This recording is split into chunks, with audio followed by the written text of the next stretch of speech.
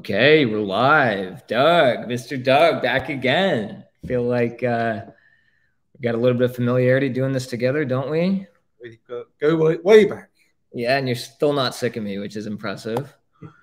I think it usually takes a few seconds for LinkedIn Live to digest and for people to come in. It's always nice to see how people come in live, but already got some people sending some comments. Mr. Trevor Easterbrook, that's a familiar name. It is. He's up early.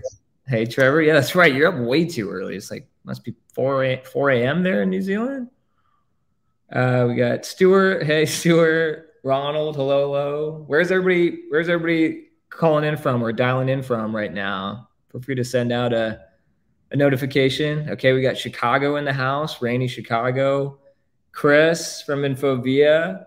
Hello there. Good morning from Minnesota. I can imagine it might be a little chilly. Good to see some familiar names, though. Why don't we get started, Doug? So for those of you who don't know Doug, which would be surprising because he's quite the star here and made a name for himself as the best demo person in the world, somebody I definitely owe a lot of my career to. I think we get questions all the time, people asking us about Coalesce and how is it different from other tools in the market, what makes it so special, and who better to demonstrate that than you, Doug? And so I think there's a series of different things, but really just wanted to open this up to a broad audience so people don't always have to just come in and engage one-on-one or in a group setting when they want to see a demo of Coalesce. And so I think really you're the star of the show. Nobody came here to listen to me talk. They want to see the product and they want to see your beautiful voice over it. So let's jump into it. And, I'll pretend like I don't know some of the questions or the answers to some of these questions just so people can recognize different parts of the product. But yeah, let's dive into it. Awesome. Well, you can see my screen now. But what I'm going to do in this little session here is just do a quick introductory demo. This is a demo series, so we're going to be covering more in-depth topics as we go through these sessions. But this is just an introduction to Coalesce. So I'm just going to skim through and show you what it is and how you would use it. So straight away, we're looking at Coalesce, and you can see it's delivered in a browser, software as a service. We're looking at a nice graphical development environment. And on here, we've got a sort of a pre-prepared, already to go pipeline. And so this SQL pipeline is what you would build using Coalesce to apply the data transforms, the business transforms, use the patterns for building a data warehouse. And on the left-hand side, we start with data, raw data. So we've got the three tables there, region and supplier and nation. They're raw data that lives on Snowflake. It's been published up onto Snowflake by something like Fivetran or Click or Azure Data Factory. Don't really care how the data gets there, but it's raw data. And we would build a pipeline to apply transforms to that data, in this case, to build out our little dimension table. And you can see we're going through a whole bunch of steps. So the overall picture here we call a graph. And these boxes on the screen are nodes. And a node is basically a table or a view or something in Snowflake. And so in this case, for example, we can see there's a box here called staged in supplier. If I double click on that, I can drill into that and I can see the properties of that table. In this case, it's a table. And we can see the columns in here. And if I come down here, I can see the data in that table. And so what we're doing is we're building a SQL pipeline to build out our data warehouse. So what I'm going to do in this demonstration is I'm just going to show you how someone would build up one of these pipelines and apply these transforms as we go along. So the first thing I'm going to do is I'm going to add a new source. And what this does is it allows me to read in tables that are built into, they're already there on Snowflake. So this is going off and it's reading the system catalog of Snowflake. So basically, this is all the data that's been landed in through Fivetran. You've got it from your source systems. It's now landed in Snowflake, whether it's in S3 or Snowflake directly. Exactly. Yep. And so we can see here we've got a bunch of tables here, and I can go off and grab a few of these. And when I do, when I click on these, I can see the contents of that table, so we can see what we're working with. And there's 3 there that I'm going to bring into this environment. And what we do when we're bringing this in is we're just basically reading in the metadata into Coalesce so that we know about this customer table, for example. And if I double click on that, we can see that, hey, when we read that into Coalesce, we read in the columns, the data types, the nullability, all the bits and pieces that we can get from the system catalog from Snowflake. And if I come down here, I can also look at the data here as well. Okay, so this is going to be the starting point for my my pipeline. And what I'm going to do in this example is I'm just going to build a customer dimension. And the first thing I'm going to do is I'm going to start by adding a new node. I can't really edit the customer node, the customer table, because Fivetran might be managing that. So in order to start adding some transforms to my pipeline, I'm going to build a new node. So Doug, before you click on that, I know you got a big drop down. There's a ton of different things. Can you just quickly share like what the nodes can actually do, since that seems to be a constant question we get asked around different usability or aspects of a specific node? I'm glad you asked that, Mr. Armon. So yeah, so you can see here's a list of nodes. These are node types, and they basically are a pattern for how we're building a table or a view or something in Snowflake. And so we can see we've got quite a list here, and this is a configurable list. So if I was building a data vault, I might go and build hubs and links and satellites. You can see we've got dimension tables, we've got dynamic tables. These are all patterns that I can use to build a table, not just the structure of the table, but also the pattern to populate that table as well. And this is what we're going to be sharing, the library of node types, because out of the box we'll provide a few, but then you can go and add to them from a shared library, but also you can build your own. Yep. That's something that looks like we got a question from a gentleman named Mohammed here around the intent for the demo isn't necessarily around being competitive with other tools, but is this comparable to, say, some other tools in the market?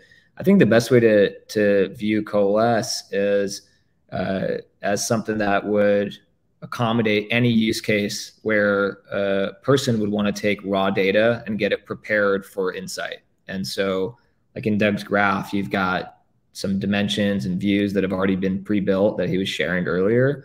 And so anybody who's trying to actually do data preparation or data transformations is somebody who would use Coalesce to do that in a lot more efficient way and just in a streamlined manner. So these nodes that Doug's talking about can basically do anything that's possible on Snowflake, and he'll jump right into that and share what that looks like. Only other thing, Doug, is I see Seth commented, "Hey, Doug and Armon." So Seth from Avalara, welcome, man. It's good to see your face.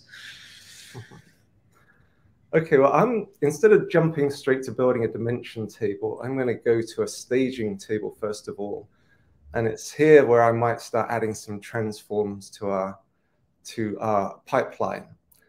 Now, I chose a stage table, so it's got a stage table naming pattern being applied for us. It's automatically going to put that into a staging area, which maps to a database or a schema in Snowflake.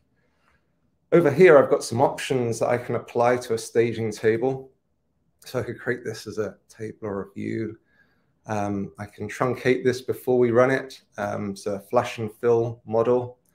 But it's here I can start changing the data. So I can start changing things like, well, let's change the C name to being customer name. That seems a little bit more useful. I mean, we inherited the attributes from the source when I created it from that source customer table, but now I can fiddle with them. Now we've also got the option here of adding a transform. And this transform here is going to be a SQL transform. Everything we're doing is we're generating SQL to push down into Snowflake. Most of it's going to be generated for us, but where I'm applying a transform, here I'm going to write a snippet of SQL. And you can see as I'm using the tool, we're using IntelliSense, so I'm not having to do much in the way of typing. That's one of the goals of this tool, is to really make it an optimized experience for the developers. I don't have to keep typing everything out. If we can automate it, let's automate it. Automate, automate, automate. Now this is, I'm just using the simplest function I can find on Snowflake here, but this could be any chunk of SQL. It could be a big case statement. It could be a windowing function. It could be a windowing function in a case statement. We could go wild in here with SQL. There's no real limitation. It's just got to be able to be compiled into a valid SQL at the end of the day.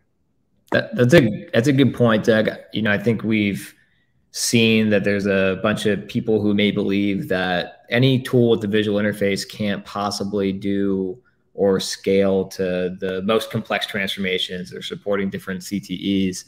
I know this is a super simple transformation, but how would you react to a question like that around Coalesce being able to support something highly complex?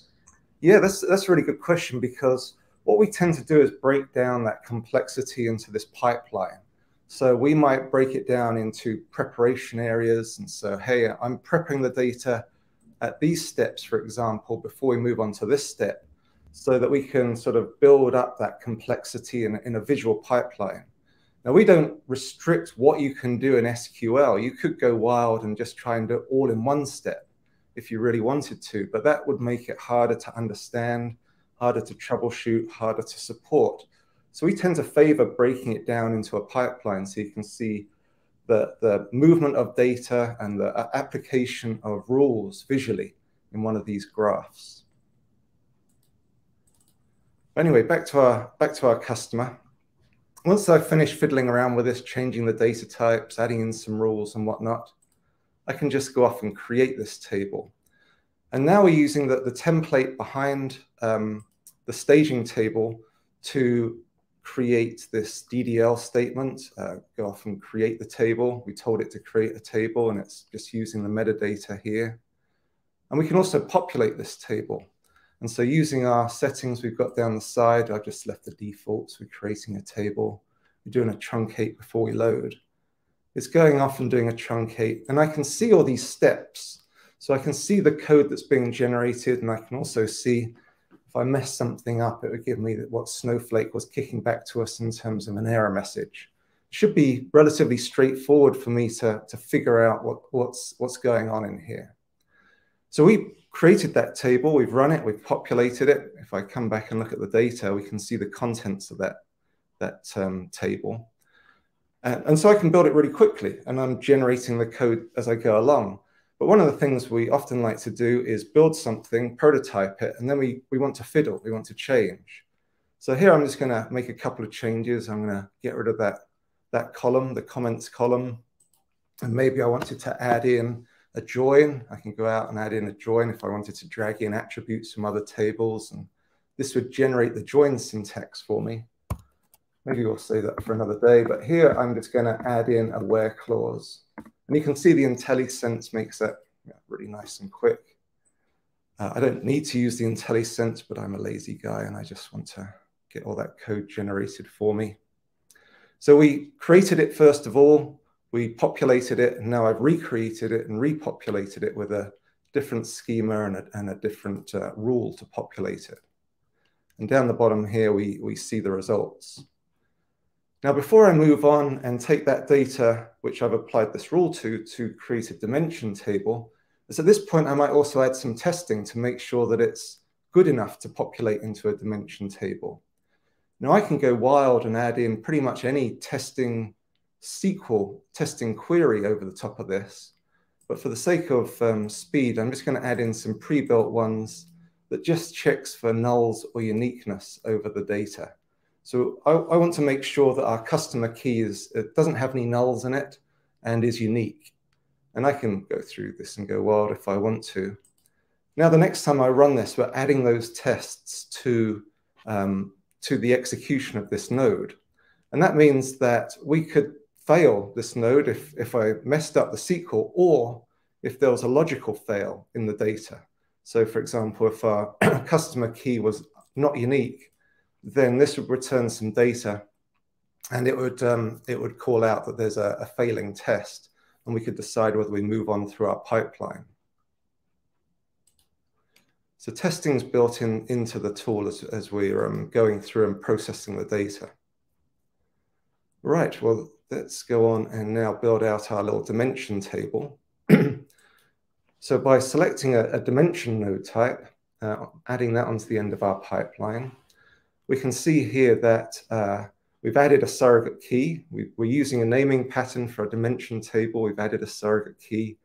We've added a whole bunch of system columns on here that we'd normally have to add on to track changing data. So a start date and end date, if this is a type 2 dimension. And what we'll notice over here is the user interface, or the questions we need to ask the developer about a dimension table, very different from our staging table. Our staging table basically gave us, do you want to truncate and insert or not? Here we're going to generate a different DML pattern, so it's going to be a merge statement to populate this table. And so it's going to ask me a different set of questions. Business key, what's a business key? And also, do we want to track any type 2 attributes? I'm just going to add those in there. All the other stuff I'm just going to keep the same, and I'm going to create that table. We've gone off and we've created that table on Snowflake. And now we're generating and running the code to populate this table. And down the bottom here, we can see our surrogate key has been added and populated in our table. Let's just make that a bit bigger. Across here, we can see that we've added our system columns to track our changing data. So we've got our start date and our end date being managed for us, and our version and current flag, things that I'd normally have to worry about if I was doing this all manually.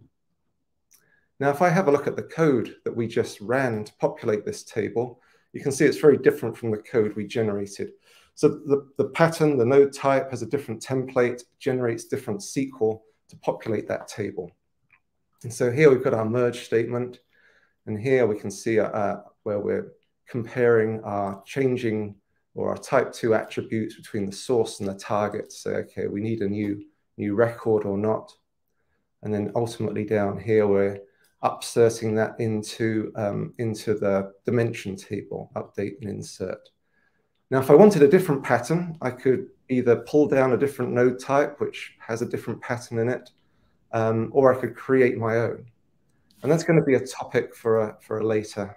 Hey, Doug, before you jump out of that node, if you can click down on the options, I think one thing that we get asked all the time is like, what is so differentiated about Coalesce? And really it boils down to one pretty simple architectural difference, which is how we approach metadata.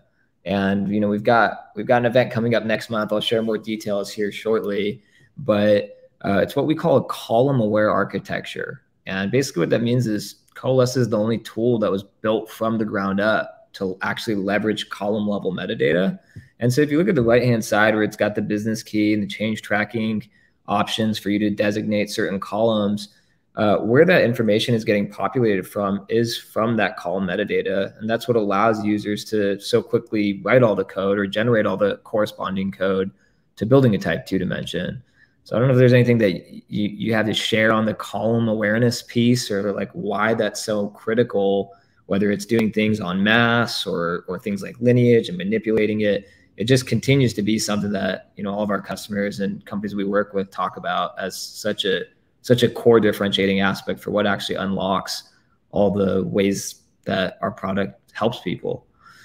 Yeah. So obviously, that column level metadata is required for us to be able to create and manage objects at the column level in Snowflake. So creating a table, obviously, we couldn't do that without knowing what columns to use. But also, we're generating a lot of code here from that column level metadata.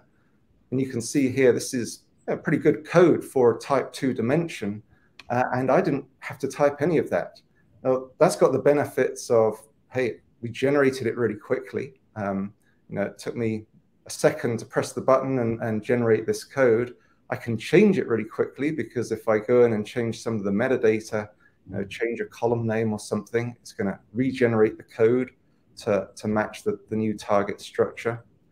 The benefits of code generation, obviously, apart from speed, is it's very consistent. It doesn't matter if you are driving the keyboard, Mr. Armon. What are you trying to say?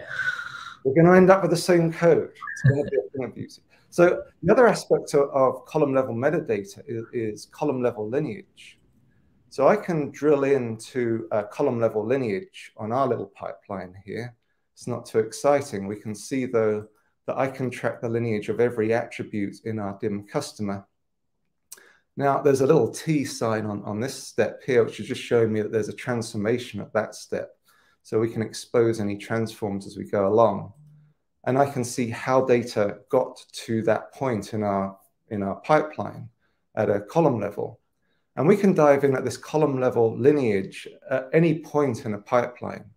So for example, if I dive into this DIM supplier one, this one that was already made, I can drill into the column lineage here. And I'm just going to zoom out a bit so we can see it a bit better. So here we're seeing how data got to DIM supplier, and then where does data move from DIM supplier, how it's used further down in the pipeline. And we can hop through here, and it's going to show me the path of data to and from. Now, this little chap is interesting because we have a concatenation of two attributes. And so you can see the lineage split apart. It's actually being built from the SQL. And we're seeing that, hey, the path of the source attribute splits into two, into the nation name and supplier name. So we can see that lineage. Now, if this was a great big case statement referencing 50 columns, then we'd see the lineage split apart into 50 paths at that point. So it's actually very, very powerful, very, very useful for finding out where data comes from.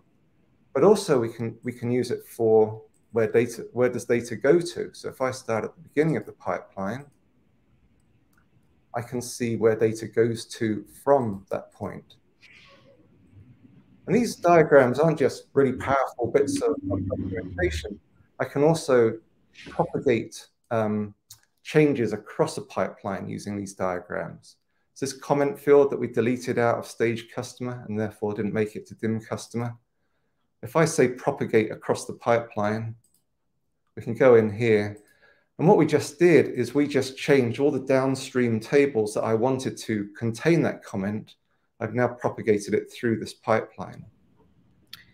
Something that I think comes up all the time too, obviously this is a small example. We get a very simple graph or workflow. And I think what we found, especially since we work with quite a few large companies, is that as the graph gets bigger, it gets more and more unwieldy to manage these types of things at scale.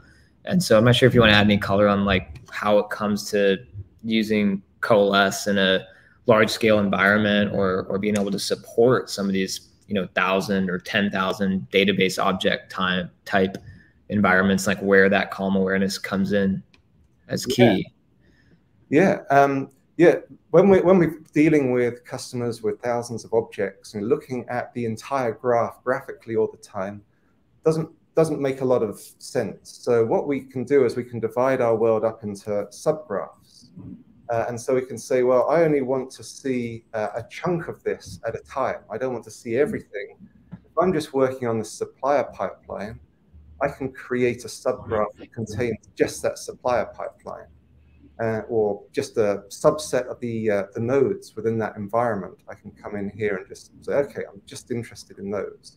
So I don't have to see all 1,000 nodes. I can just look at the nodes that I'm interested in. And there's also dynamic filters up here. So they only show me tables in the graph, for example, that go into this table, for example. So I can say a plus on that side, or uses data from that point further out. So we've got this nice ability to drill in and really leverage a naming pattern as we do that. So if we've got a strong naming pattern defined, we can leverage that in our dynamic filters here to really zoom in on a set of nodes that we're interested in working on.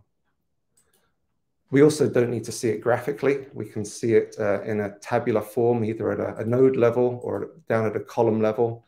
And there's some cool things we can do by bulk editing columns across the data warehouse. So I can come in here, select a bunch of attributes, and I can go and bulk edit those attributes. And for example, change the column name, add a transform, change the data type, right across the entire data warehouse very, very efficiently if I wanted to. It's so funny. I saw a post on LinkedIn a week or two ago about how it's still so incredibly difficult for companies and data teams to change, column names or bulk change a bunch of column names. And I think that's a direct result of not having that column awareness that Coalesce has. And it's in a way a little sad that it's still like a unique differentiator that Coalesce can change, say, 100 column names at once in bulk. Something that like would be really simple to do in Excel, but when it comes to actually doing data prep, it's such a pain. So it's always nice to see that as we work with different companies be something that is so much more simplified for them. Yeah. I'm just going to call out, I recognize we're getting close to the end of our time. I want to leave a few minutes for questions. But by clicking on this little guy, this little button down in the left here, it opens up our Git modal. And basically, this allows us to interact with a Git repository. And this is going off and it's showing me all the objects that we've created since the last time we committed to Git on this particular branch. So I could come in here and I can commit this to a branch. In here, I'm working on the demo branch. But I can also, within Coalesce, create new branches. So right now, I've got a few branches in here. They're a bit of a mishmash. But I could come in and I can see any commit point on any branch. And I can create a new branch. I can merge branches together. I can do conflict resolution. So all the sort of software engineering best practices as applied to version management and Git, we can do that through Coalesce as well, really leverage Git for all of the flexibility it gives us in managing branching and merging It's also how to help promote. So it looks like Seth's asking about if Coalesce has functionality for CI/CD, but also deploying from dev to prod. And so going through that whole Git workflow is exactly how you would go through going from dev, QA, production. Yeah. I'll just call out, there's a separate little button at the top here for deployments. This is where we'd manage deployment to downstream non-development environments. So I could have as many of these as I like. I could have a QA, a pre-prod, a prod, however many we like. And we can deploy from our Git repository to those downstream environments. So if I come down here and from my demo branch, you wouldn't do that in real life, I could come in here and I could go out. And the first step in doing a deployment is to generate a plan. So, hey, what are we going to affect in production? So as I deploy this change into production, what am I going to be doing? I'm going to be creating tables, potentially altering tables. And if I'm happy with this plan, if I hit deploy, it would go out and make those changes to production. Love it. Amazing. Thank you, Doug. I know we're coming up just on time for everybody that's wondering and wants to hear more about Coalesce and some of the unique aspects to it. We've got a really fun event coming up in January. What we're called Column Awareness Week. It's January 9th through the 13th. If you want to learn more about how column-aware technology is impacting data teams, check it out on our website, coalesce.io/Column Awareness Week, or you'll find it once you go in there. I'll definitely be doing more of these. Seth, it looks like we should catch up soon based on some of your questions. It's been a long time. So looking forward to it. And thanks everybody for joining. Have a great week. Happy holidays. See ya.